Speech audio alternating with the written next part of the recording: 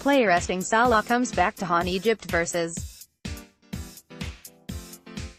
Russia, 6-11. After Russia's big win over Egypt, the FC crew assess what's going right for the hosts and reflect on Egypt's choice to rest Mo Salah vs.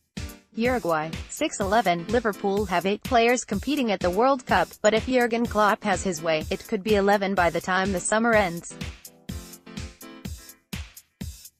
Nabil Fekir, France, Xherdan Shaqiri, Switzerland, and goalkeeper Alisson Becker, Brazil, are all reported targets, while England pair Jack Butland and Nick Pope have both been mentioned as possible alternatives to Alisson. The representatives Liverpool do have in Russia, though, have had a mixed time of it so far. Dejan Lovren wasted no time in introducing himself to the tournament, flattening former Watford man Odion Ighalo inside 10 seconds of Croatia's routine 2-0 win over Nigeria.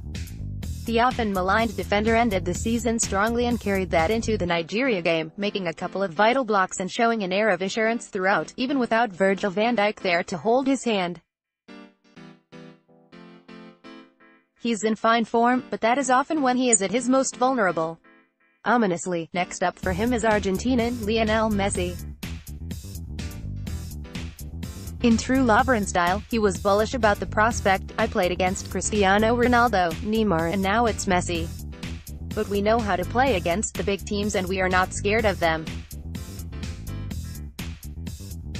They have one of the best players in the world, maybe the best, in Messi, but Iceland showed how to defend against him." Classic Lovren. He was on the losing side to both Ronaldo and Neymar, but that's not going to put a dent in his irrational confidence. Don't ever change, Dejan. Roberto Firmino, meanwhile, was a late substitute, as Brazil were held by a dogged Switzerland side. Given the robust and uncompromising play of the Swiss, it was probably no bad thing for Liverpool that Firmino was on the bench. Based on club form, Firmino should start, but Manchester City's Gabriel Jesus is a favourite of the coach and has a good goal-scoring record for his country. Jesus was largely ineffective against the Swiss, though, and Brazil looked livelier when Firmino was introduced, so perhaps Bobby will get his chance to shine as brightly as his teeth sooner rather than later. Elsewhere, forgotten man Marko Grujic was nowhere to be seen as Serbia beat Costa Rica. No change there then. The young midfielder has barely had a look in at Liverpool in the 2 years he's been there and is unlikely to be a part of the squad next season. Goalkeeper Simon Mignolet was also in familiar territory, sat on the bench as Belgium eased past Panama. He too is likely to be playing his football elsewhere next season, or at least he should be. Another unused substitute was Trent Alexander-Arnold, who watched from the sidelines as England left it late in beating Tunisia. The impressive display of Tottenham's Kieran Trippier makes it unlikely that we will see the Alexander-Arnold anytime soon, but just being at a World Cup is a great learning experience for the teenager whose development is way ahead of schedule. Any playing time would be a bonus. Mohamed Salah reacts after Egypt lost its second group stage match at the World Cup. Olga Maltseva, AFP, Getty Image. Jordan Henderson, meanwhile, earned widespread praise for his performance in the anchorman role and has now seemingly ended the debate as to whether he should be starting ahead of Eric Dier. That this was even a debate to begin with is puzzling. The Liverpool skipper might not be everybody's cup of tea, but he's got far more to his game than the ponderous, defensive-minded Dier. Henderson's range of passing really caught the eye against Tunisia, while his leadership qualities were widely praised too. Henderson is England's de facto captain, but it's Harry Kane who has the armband, presumably because he claimed it was his and nobody was prepared to tell him it wasn't. Kane's an honest lad. If he says he's captain, then who are we to doubt him? One Red who does have the armband for his country is Sadio Mane, and he led Senegal to a win over Poland in their first game. Mane was not as direct as he is for Liverpool.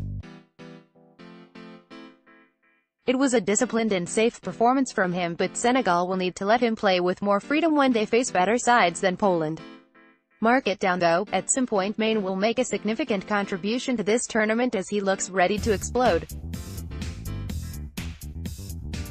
Last but by no means least is Mohamed Salah, who belatedly made his World Cup bow in Egypt's second match of the tournament against Russia. The 44-goal superstar missed Egypt's opener, a heartbreaking last-minute loss to Uruguay. His absence was disappointing for the neutrals and disastrous for Egypt, while Liverpool fans were denied seeing their new love up against their old flame.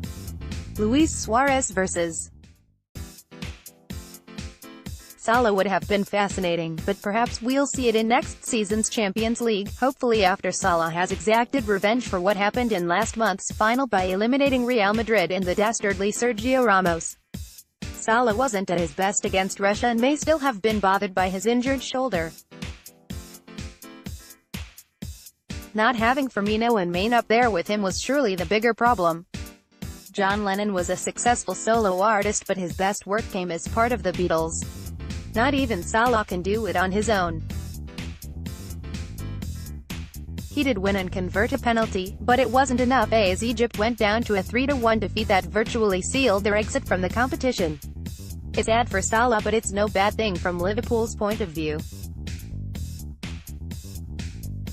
The club will be hoping he can bang in a couple against Saudi Arabia in Egypt's final game and then rest up for the remainder of the summer to ensure he's fully recovered for the new season. Salah may be heading home early, but the rest of the Liverpool contingent are all looking in good shape to make the knockout stages, with Lovren, Mane, Firmino and Henderson all set to play a significant part.